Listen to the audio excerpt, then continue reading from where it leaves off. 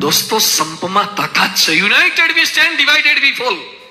There is nothing we can do. જો આપણે તૂટેલા ઈશું તો કશું જ નહીં કરી શકીએ. પ્રમુખ સ્વામી મહારાજ 6 ચોપડી ભણેલા હતા.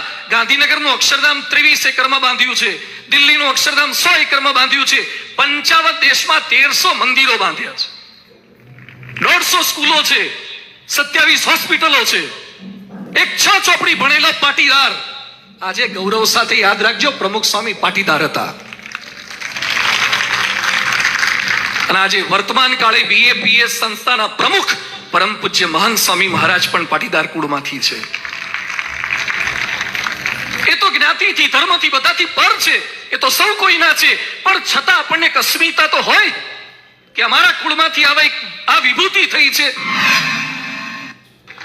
હવે છેલ્લે એ જ કહેવું છે કે સરદારને ઊભા નીચું ન જોવું પડે ને એવું કરજો.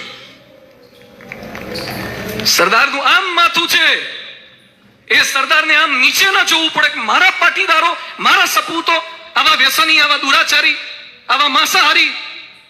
પાટીદાર નિર્વ્યસની હોવો જોઈએ. બહુ હિંમત કરીને બોલું છું હું.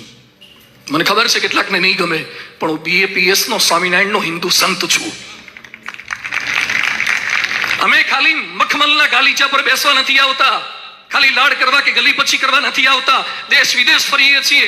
તમે જેટલા ગામ નહીં ફર્યા હોય ને, જેટલા રાજ્ય નહીં ફર્યા હોય, એટલા તો દેશમાં અમે ફરીએ છીએ. પાર્લામેન્ટમાં લેક્ચર આપીએ છીએ, નોટ ઇન ધ એસેમ્બલી.